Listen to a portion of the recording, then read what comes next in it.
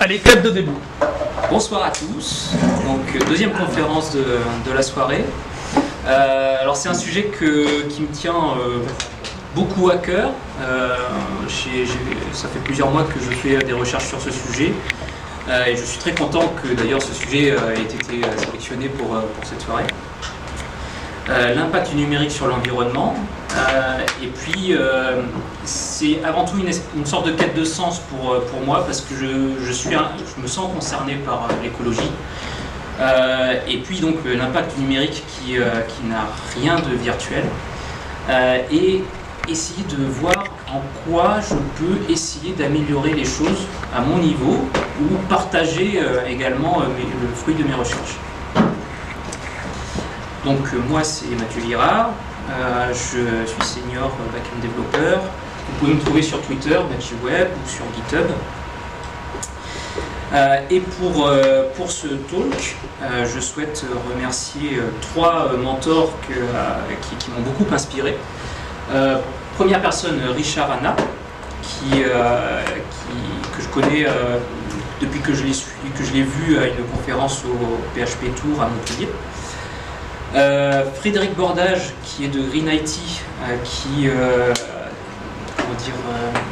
il a été un peu le pionnier français de tout ce qui est l'éco-conception web.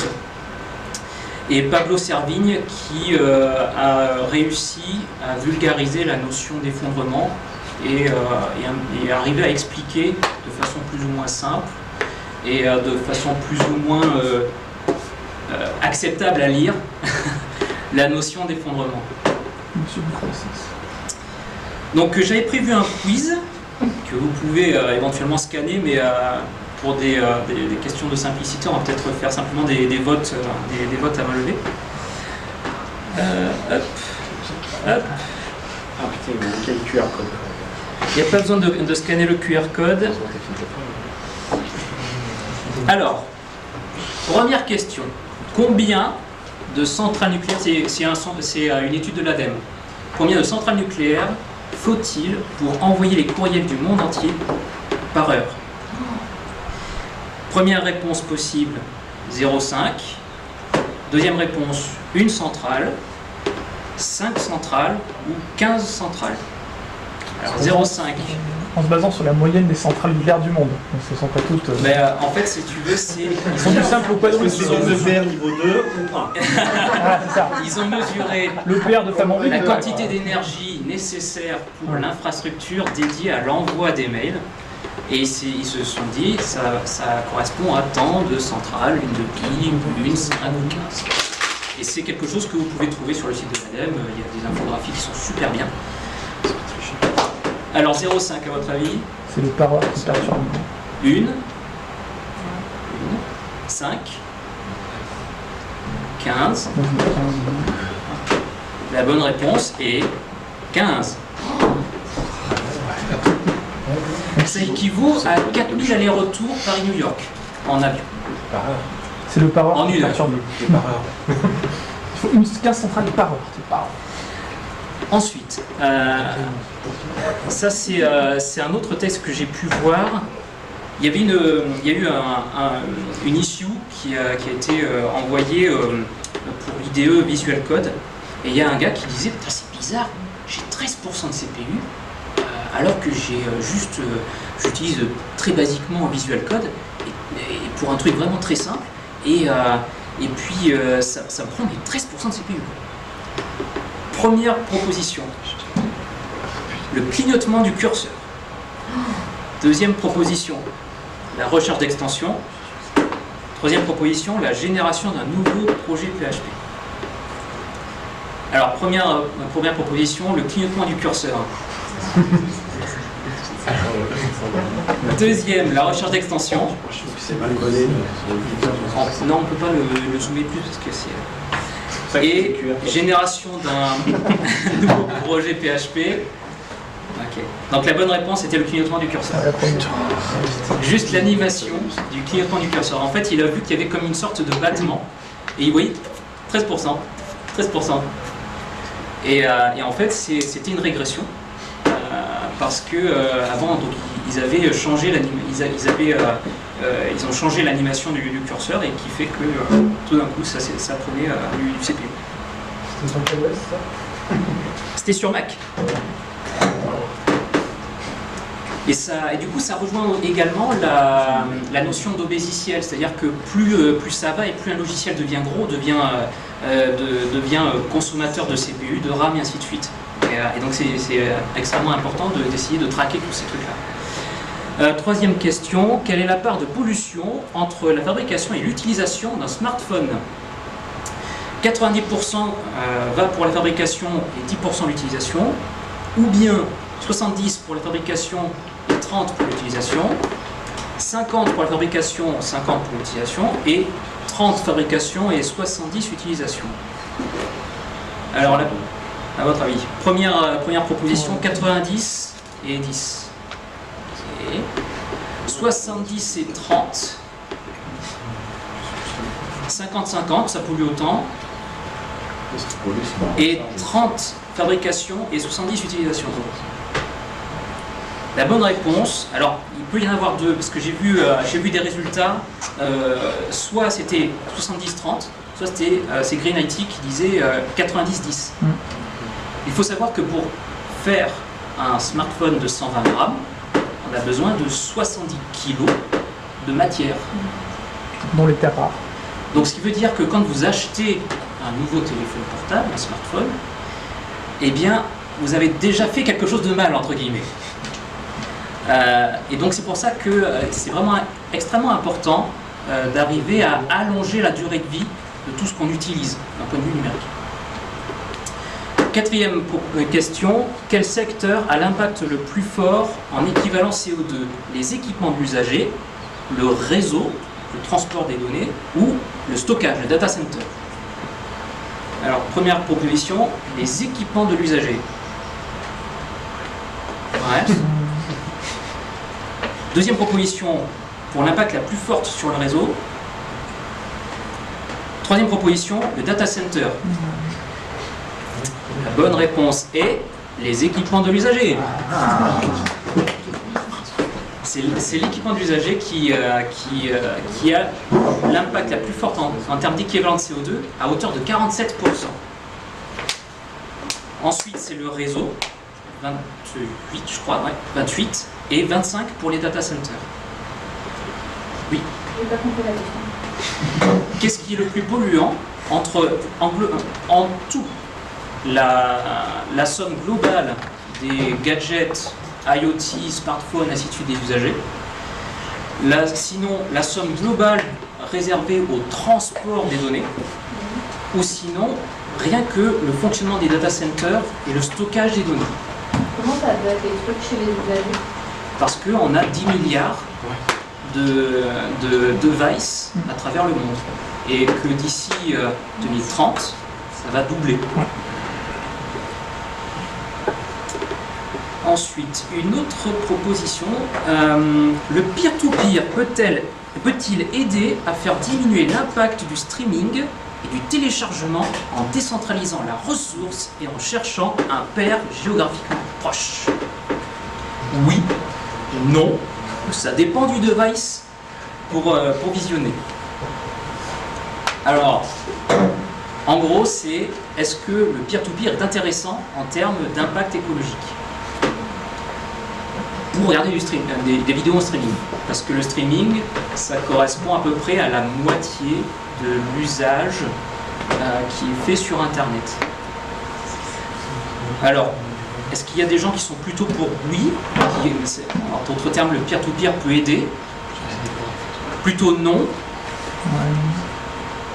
Ou plutôt ça dépend? Ok. La bonne réponse, c'est plutôt ça dépend. Il y a des cas d'usage qui font que le peer-to-peer, ça a un impact écologique parce que plus on a de nœuds, et plus ça veut dire qu'on consomme des devices, on consomme du stockage, on consomme du réseau. Mais le peer-to-peer est intéressant également dans des notions de résilience, c'est-à-dire que quand on va avoir des pannes sur un réseau, eh bien, on a toujours un service de disponible parce qu'on a toujours des nœuds de disponibles. Mais la bonne réponse est plutôt ça dépend. parce que ce qui va être effectivement consommateur, c'est l'usage que vous allez faire du streaming. Tout dépend si vous le regardez via un smartphone en 4G à bord d'un TGV qui est lancé à 300 km/h ou tranquillement chez vous sur votre télé. Et très clairement, c'est ça qui va primer. Dernière question. En enlevant 20% des éléments affichés dans la page de résultats de son moteur Bing, Microsoft a réduit de 80% la consommation de ressources de son serveur, réduit de 40%, de 20 ou de 10. C'est-à-dire qu'ils ont enlevé la fin des résultats et ils se sont aperçus qu'il y avait quand même un petit gain sur la charge serveur. À votre avis, qui voterait pour le 80? Ok. 40 et 20 et 10, 80. Et c'est pour ça aussi que c'est important de ne pas forcément laisser le choix du nombre d'affichages d'items par page, parce qu'on voit que ça n'empêche un réel impact. Alors voilà, c'était la fin de notre petit quiz. Non, ça va passer. Allez, passer à la suite. Voilà. Hier. Alors, hop. Hop. Alors, c'est sans doute le slide le plus triste de la présentation. C'est celui qui traite du fait qu'on va tous mourir. En fait, les scientifiques ont essayé d'évaluer ça depuis les années 70. Et il y a notamment un rapport qui a traité ça de façon un peu... Alors c'est presque prémonitoire. Ils ont réussi à synthétiser des modèles pour simuler un peu comment allaient évoluer les ressources, la nourriture, la pollution, la population, production industrielle, production de services. Donc c'était dans les années 70. Et ils se sont dit... Vers 2020, ça ne va pas le faire. Il faut absolument qu'on avance et qu'on change réellement notre braquet. Et sinon on va vers la fin de notre civilisation. Et parce que de toute façon, l'idée première, c'est on ne peut pas croître indéfiniment avec des ressources qui sont finies. Notamment avec les énergies fossiles. Il faut voir un petit peu notre système comme une sorte de voiture qui est alimentée avec du pétrole. On a des limites physiques. Notre voiture va s'arrêter parce qu'on n'aura plus de pétrole. Et il y a des limites qui sont un petit peu comme des frontières, qui sont invisibles, parce qu'on va éteindre certaines espèces qui peuvent avoir des répercussions sur notre environnement. Et le problème, c'est que ces frontières-là sont invisibles et on ne sait même pas si on les a dépassées ou pas. Ce modèle-là nous a dit clairement que si on ne fait rien les années 80 max, on va droit à la catastrophe. Et donc, on a continué comme on pouvait, les 80. Dans les années 2004, ils ont refait une simulation pour dire qu'en fait, ils avaient raison depuis le début. Et donc, les scientifiques ont commencé à dire non mais faut agir, faut faire quelque chose, changer notre façon de nous nourrir, changer notre façon de consommer, de nous déplacer, plein de choses. Et donc on est toujours là, à part quelques personnes qui essayent de faire avancer un petit peu les choses. Et je vous invite à lire un des livres, donc celui de Pablo Servigne, qui s'appelle « Comment tout peut s'effondrer ». Et donc qui définit cette notion d'effondrement. C'est le processus à l'issue duquel les besoins de base ne sont plus fournis à un coût raisonnable à une majorité de la population pour des services encadrés par la loi. Donc plus ça va et plus en fait les services vont être possibles uniquement pour des élites. Et de toute façon, à la fin, tout va s'effondrer un peu comme un gros glacier. Et l'idée du bouquin, c'est également de proposer quelques solutions. Quelques définitions issues du bouquin et de tout ce que j'ai cherché après. La notion de résilience, c'est savoir réagir malgré la panne. Donc notamment pour les serveurs, je parlais du peer-to-peer qui est intéressant parce qu'on a toujours des nœuds de disponibles. Imaginez un service dégradé ou des architectures de secours et surtout réfléchir à l'amélioration continue pour éviter la dette technique et avoir toujours un système qui est plus ou moins robuste ou alors qui arrive à continuer à fonctionner avec moins de ressources disponibles.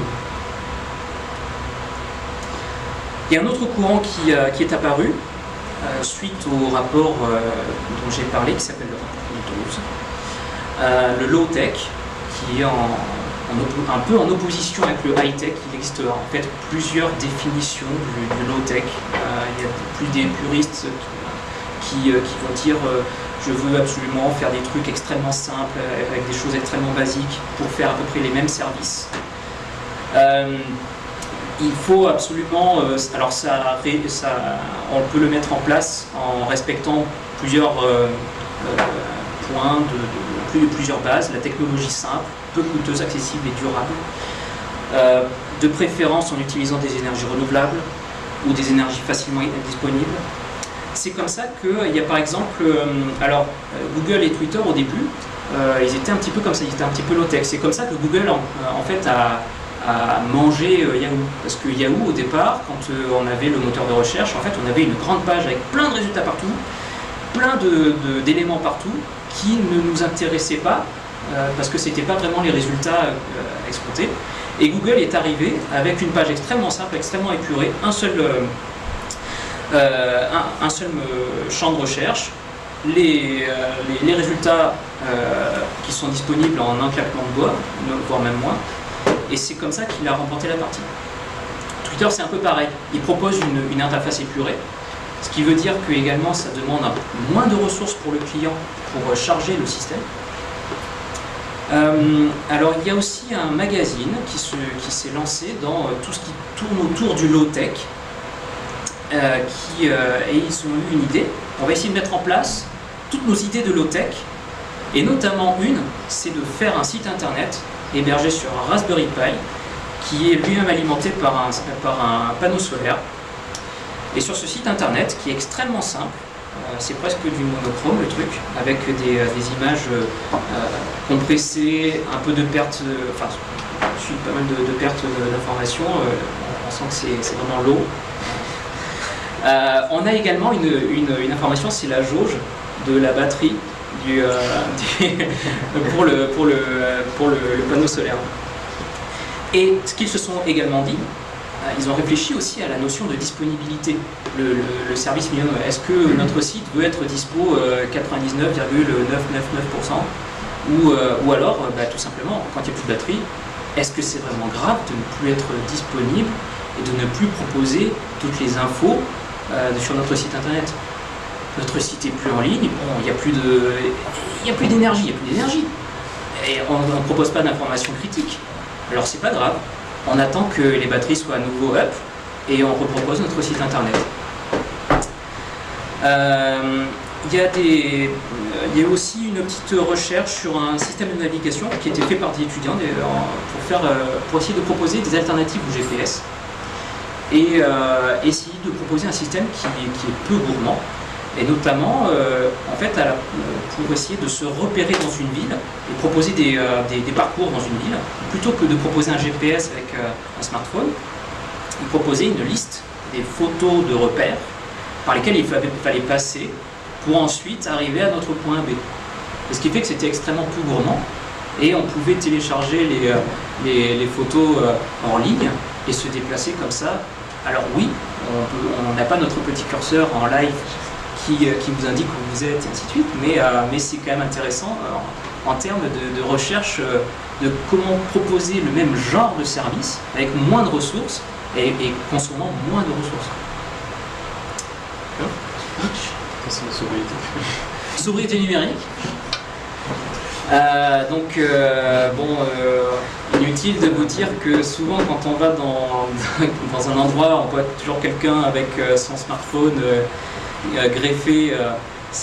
Récemment, j'étais allé dans un restaurant et en fait, sur une quarantaine de personnes, il y en avait 2 qui voulaient absolument le Wi-Fi pour, au lieu de manger, en fait, ils restaient sur leur smartphone en train de jouer à des trucs, à checker les mails, des trucs comme ça. J'ai trouvé ça un peu fou quand même. La notion de sobriété numérique est venue était plutôt définie avec l'un des acteurs qui va arriver après, qui s'appelle le Shift Project, qui a proposé des différentes documentations sur ce sujet et notamment essayer de définir ce que c'est. Donc essayer de un peu se décrocher de nos usages, essayer d'éventuellement se questionner sur nos usages et essayer de faire mieux avec moins, parce que de toute façon, tôt ou tard, on n'aura que moins. Et notamment pour la sobriété numérique, dans le quiz on en a parlé, essayer de faire fonctionner nos équipements le plus longtemps possible, essayer d'en changer le moins souvent possible, et puis réduire les usages énergivores. J'en parlais avec notamment la notion de regarder un film en streaming sur un smartphone en 4G. Autre chose qui va avec ça, c'est est-ce que ça vaut le coup de regarder un film en HD sur un smartphone qui de toute façon ne peut pas vous représenter une vidéo HD.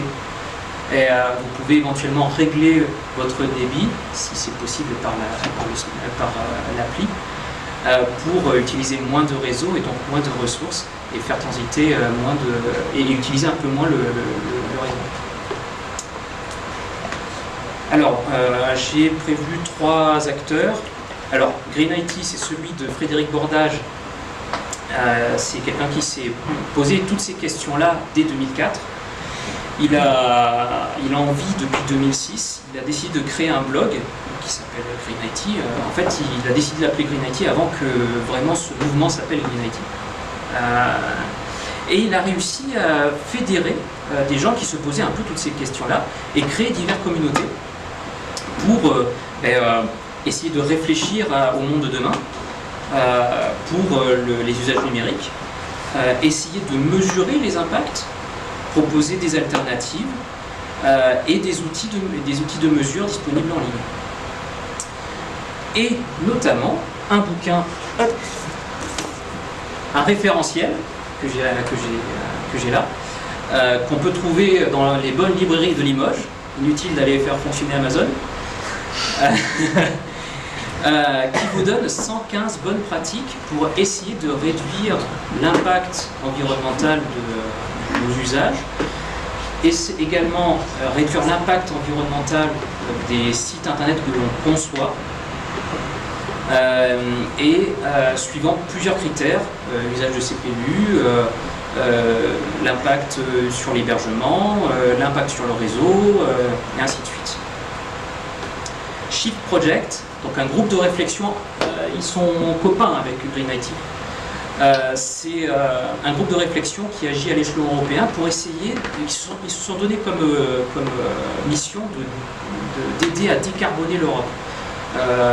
Il y a un échelon pour 2050, normalement l'Europe a l'objectif d'être décarbonée à 100%. On sait que l'objectif ne sera pas tenu. Mais eux proposent différents rapports pour montrer comment on peut le mettre en place. Alors soit de façon individuelle, parce qu'il faut, ça vient à 1/4 d'un effort individuel, changer nos habitudes à nous, et à 3/4 pour les institutions, changer les différents services proposés par les institutions, que ce soit et que ce ne soient pas les plus énergivores qui soient le point d'entrée. Typiquement, vous avez votre navigateur dans la barre d'adresse, vous allez pouvoir taper des mots-clés pour lancer une recherche. À l'heure actuelle, plus personne pratiquement n'utilise les marque-pages, à part ceux qui sont peut-être dans la barre juste en dessous si vous avez décidé d'ajouter une barre juste en dessous. Et ça, c'est énergivore parce qu'au final, vous lancez des recherches alors que potentiellement, vous pourriez éventuellement stocker dans votre navigateur des liens vers les sites que vous utilisez le plus. Vous n'avez pas besoin de cliquer Blackfire pour aller sur le site de Blackfire. C'est autre bonne pratique. Alors, comme j'ai dit que vous alliez rester un peu sur votre faim, c'est qu'en fait c'est surtout du bon sens. Mais on n'y pense pas forcément. Pour les fronts, alors Green IT a proposé deux outils, l'EcoIndex et ecometer.org. Ecometer.org a été financé par l'ADEME en partie. Vous pouvez rentrer votre site internet et ils vont essayer de vous dire ce qui est plutôt bien fait sur votre site internet en termes d'accessibilité, en termes de consommation mémoire, consommation de ressources, s'il y a plus ou moins de personnes qui pourront le visionner sur leur smartphone, et ainsi de suite. Et donc vous donneront des pistes d'amélioration. Green Spector, extrêmement intéressant pour les applis mobiles. Eux, ils ont carrément une ferme de smartphones. Quand vous proposez un site internet, ils le font tourner sur leur smartphone et ils peuvent vous dire si votre site sera plus ou moins accessible sur des vieux smartphones ou pas. Et donc, si c'est pas accessible sur des vieux smartphones, ça veut dire que vous allez potentiellement pousser des gens à changer de smartphone, ce qui n'est pas forcément très bien. Pour les bacs, j'ai pas vu de choses intéressantes vraiment en termes écologie, vraiment estampillées comme ça. Pour moi, c'est juste le bon sens. Blackfire, Odinatras, ils font tous les deux la même chose. Ils vont profiler votre code et vous dire si il prend plus ou moins de ressources. Éventuellement, quand vous faites une pull request, si vous allez plutôt avoir un impact positif ou négatif sur votre infra, augmenter le CPU ou gagner de la RAM, ainsi de suite. Et donc ça, c'est vraiment, je pense, en termes de dev, si vous êtes dev back, je pense que c'est vraiment l'outil numéro 1 à utiliser quand vous allez faire des pull requests. Deuxième page d'action à mener, choix de la technologie. Est-ce que vous avez besoin de WordPress pour faire un blog? Il y en a plein qui se mettent à Jekyll, qui marchent très bien également, parce que vous avez besoin de simplement proposer de façon statique, du contenu statique. Vous faites une pull request, et il y a même, je vous jure que c'est vrai, j'ai rencontré la personne, il y a même des RH qui font des blogs sur Jekyll, qui font des pull requests. Bon, elle a un mari qui est un peu dans le truc. Mais c'est quand même extrêmement intéressant d'avoir en tête l'idée de voilà, t'as pas besoin de faire un mastodonte WordPress, base de données, machin, tout ça, alors que t'as pas besoin d'un moteur de recherche, tout ce que tu veux faire c'est publier tes idées, les gens peuvent suivre ce que tu fais, t'as des flux RSS et des trucs comme ça, et au final ça fait le même taf pour moins de ressources. Bien sûr, ne me faites pas dire ce que j'ai pas dit. WordPress dépend également des usages. Si vous avez besoin de plus de fonctionnalités que simplement un blog, évidemment, WordPress ça peut le faire. Choix de l'architecture.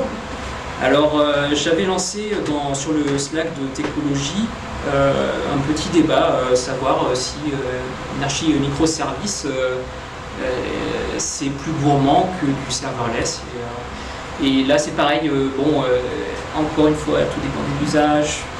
Les microservices, ça veut dire, normalement, si c'est bien fait, plus de serveurs, plus de bases de données dédiées, plus de réseaux qui communiquent entre eux, par rapport à une infra monolithique faite éventuellement en CQRS, qui est prête à faire de l'event sourcing, des choses comme ça. Vous pouvez l'héberger sur du serverless qui va tourner que à la demande. Ça paraît en tout cas plus intéressant. Choisir un hébergeur qui optimise les ressources. OVH est plutôt un bon élève là-dessus. Il y a des indices de performance qui ont été publiés là-dessus, qui s'appellent des PUE, qui est en gros le ratio de la consommation d'électricité de l'infra du data center par rapport à l'infra des serveurs du data center. Et si le ratio est proche de 1, c'est plutôt bon signe, ça veut dire que ce que vous payez en infra, c'est pas pour la climatisation ou la ventilation de tout le bâtiment. Optimisez votre CI. Est-ce qu'il est nécessaire de lancer toute la batterie de tests à chaque commit ou plutôt le faire quand vous avez besoin quand vous apprêtez plutôt à release un truc, quand vous êtes plutôt sûr d'un package ou des choses comme ça. Là c'est pareil, c'est un peu compliqué de mettre en place comme ça brut de fonderie en disant c'est un quick win. Tous les projets sont différents et n'ont pas la même complexité. Donc quand vous allez démarrer un projet, peut-être que vous allez plutôt vous poser ces questions-là plutôt que se poser des questions sur un projet existant. Comme on l'a expliqué précédemment, suivre les mises à jour, c'est également souvent un quick win. William en parlait également dans une précédente présentation où sur php.net, ils avaient réussi à virer tiers, ça 30%. Mais il y a surtout, enfin j'allais en parler à la fin dans les remarques, mais il y avait surtout les slides que j'avais extraits de la presse de Rasmus Kerdorf, le fondateur de PHP, qui montrait justement le gain, qui avait essayé d'estimer le bilan carbone de PHP 5.6 contre juste 7.0 à l'époque, et c'était les slides de mars 2018, je crois, de mémoire, qui devaient être filmés, je crois. On les avait filmés, D'accord. Effectivement, il y avait jusqu'à, je sais pas combien de millions de mètres cubes de gaz à effet de serre qui étaient économisés tous les ans hein, qu'avec ça, quoi.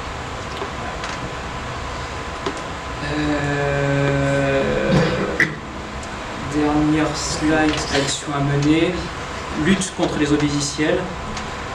Essayez de vous poser les questions, est-ce que vous avez besoin de toutes ces dépendances que vous allez installer juste pour faire certains trucs que vous pourriez éventuellement faire avec des classes que vous pourriez faire vous-même. Éventuellement, regardez comment sont faites ces dépendances, voir si vous en avez vraiment besoin, si ça a un réel apport. Ça c'est, alors autre point, dissocier les patchs correctifs des patchs évolutifs. Ça c'est un point qui a été soumis dans le livre blanc pour Green IT pour le ministère de l'écologie pour que ce soit éventuellement même une loi pour fortement inciter les acteurs du numérique à dissocier la correction de l'évolution, parce que l'évolution c'est ça qui va avoir un impact sur vos smartphones, sur vos ordi, sur les serveurs. Et qui va du coup avoir un impact également sur le choix de changer d'infra, changer de device, ainsi de suite. Et il y a pas mal de personnes qui veulent, qui n'ont pas forcément besoin de toutes les nouvelles fonctionnalités, ont besoin éventuellement des correctifs, mais veulent rester sur un vieux smartphone qui date d'il y a 5-6 ans et qui continue à fonctionner, même si oui, c'est plus le smartphone à la mode, mais ça fait le taf, quoi.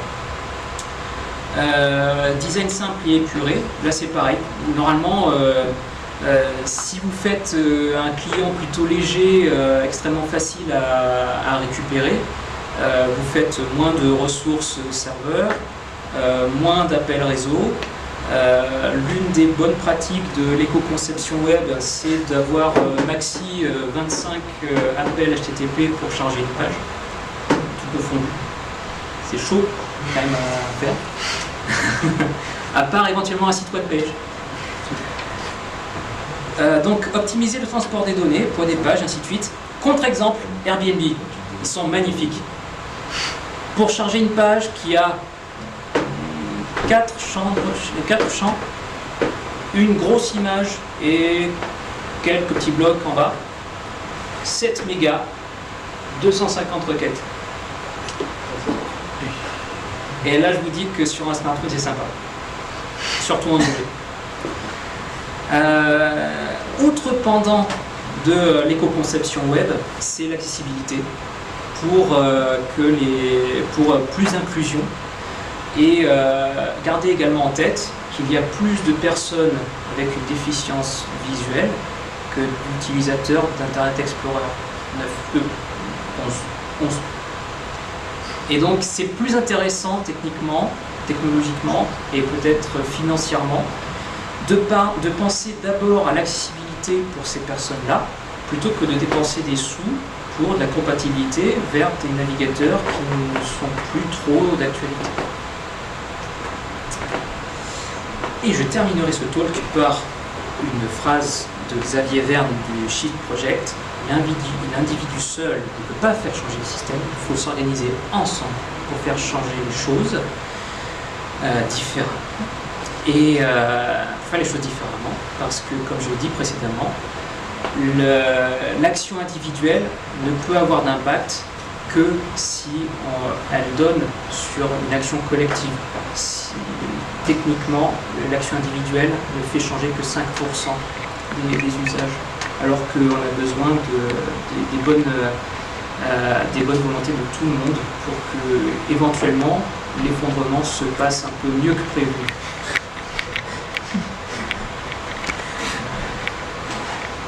Merci à tous.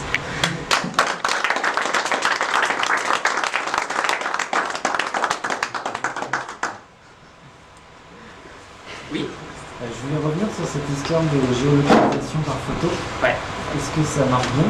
Est-ce que tu as rappelé un petit peu? C'est juste un concept.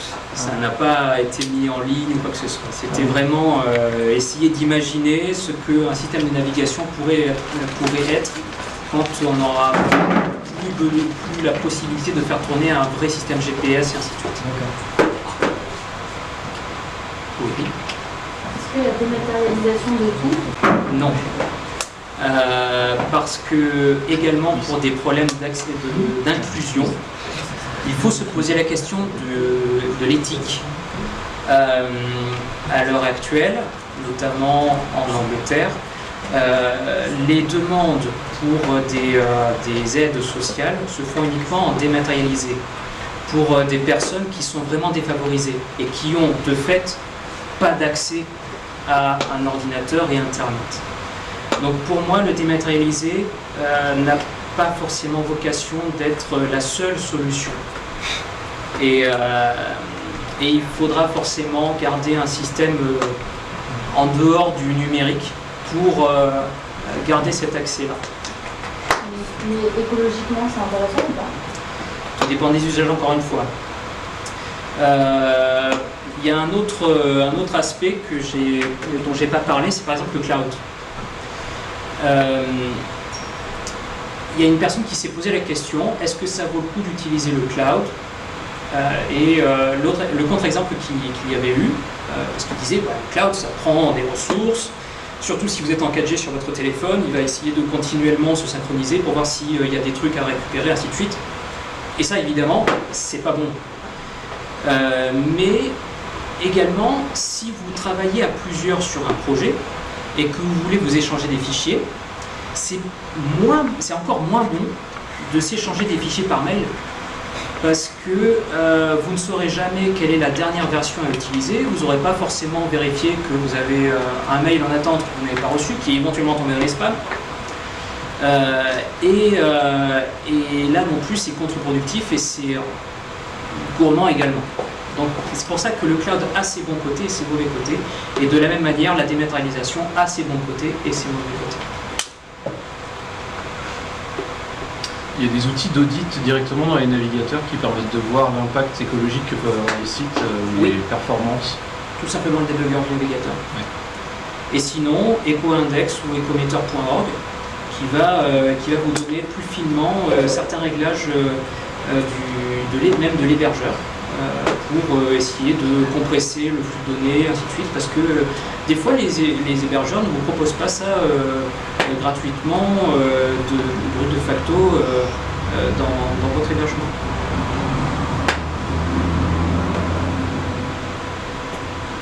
Est-ce qu'on peut rajouter une dynamo à ton Raspberry qui je poserai mon site web dessus? À voir, si tu veux pédaler à côté. Ou alors, j'avais même réfléchi une fois à l'UT, une batterie de cochon d'Inde, avec, tu vois, des petits trous, et avec les dynamos et tout, et j'étais top, et c'était top, l'idée était géniale. C'est pleine pollution. Là. Mais tu avais une pollution à la fiente, tu pouvais éventuellement méthaniser. Ouais. Il y a un truc. D'ailleurs, à ce sujet, l'un des prochains sujets de Técologie, ça sera alimenter un data center. Hop là. Alimenter un data center avec de la bouse de vache. Et non pas l'inverse. Et non pas l'inverse. C'est beaucoup plus compliqué. Alimenter. Voilà. Du coup, je reviens sur le chiffre du tout début, là, je dis pour les emails, c'est 15 centrales, c'est temporel. Ouais. Juste pour les emails, sachant que il y a plus de 50%, entre 50 et 80% d'emails, c'est des spams. Ouais. Il n'y a pas un truc à faire, genre à ce niveau-là. Oui. Alors, il Parce que disait. nous, on peut bloquer, mais du coup, ça renvoie quand même l'email, tu vois. Alors, Frédéric Bordage dans Green IT disait effacer ses mails, c'est répondre qu'à une petite partie du problème. La première partie, c'est vraiment ne jamais recevoir ses mails. Ne pas souscrire.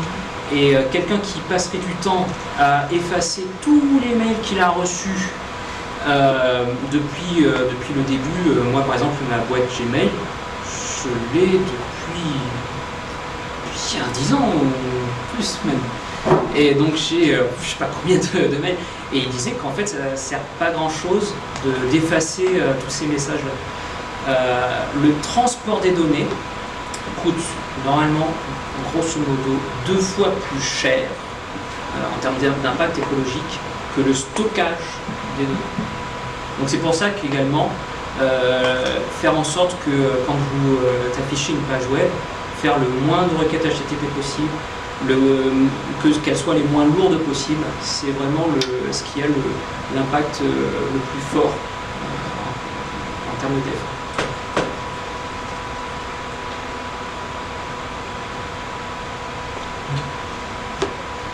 Pour les mails, c'est aussi pas de pièce jointe. Oui. Essayer de ne pas avoir des mails en texte riche, de HTML et d'images. Ouais. On pourrait passer au texte, ça fait un petit peu mal, mais en fait... Comme c'était pour à la base. C'était pour à la base, c'est pas fait pour faire du mail, mais... Il y a un truc qui est sympa avec Técologie, par exemple, c'est qu'il a prévu un transcript. C'est-à-dire que vous n'êtes pas obligé de télécharger le podcast et de l'écouter. Vous pouvez simplement lire et ça aide au SEO. Accessibilité. Exactement. Oui. Quand on a des marques qui sont de plus en plus dans l'expérientiel, est-ce que du coup c'est pas une façon de penser juste anti-écologique? Je sais pas trop quoi répondre à ça. Typiquement, est-ce que tu vois des grandes boîtes, on leur dit vous envoyez plus de newsletters que personne lit, ou du moins vous envoyez que des trucs textuels? Ah, ouais, ça. Ou alors éventuellement les envoyer moins souvent. Ou alors, autre bonne pratique, double opt-in. Essayez de, quand quelqu'un veut s'inscrire à votre newsletter, vous lui envoyez un mail pour lui dire j'ai reçu de ta part une demande d'inscription, est-ce que tu es vraiment sûr, veux-tu cliquer ici? Et comme ça vous vous assurez que l'adresse mail existe bien, que la personne qui reçoit le message est bien la même personne et que la personne valide bien son intention de s'inscrire à votre newsletter. Et ça vous permet également De d'éviter rejoindre les les RGPD. Ça rejoint les RGPD aussi. et ça rejoint le RGPD. Et les bonnes pratiques podcast. Et avant d'envoyer vos mails, essayez d'enlever les doublons. Parce que souvent, ça arrive également que les gens s'inscrivent 4-5 fois à la newsletter parce qu'ils ont oublié qu'ils s'étaient inscrits à la newsletter. Et les générateurs de mails temporaires. Ouais. Mais ça, ils le font, la plupart maintenant.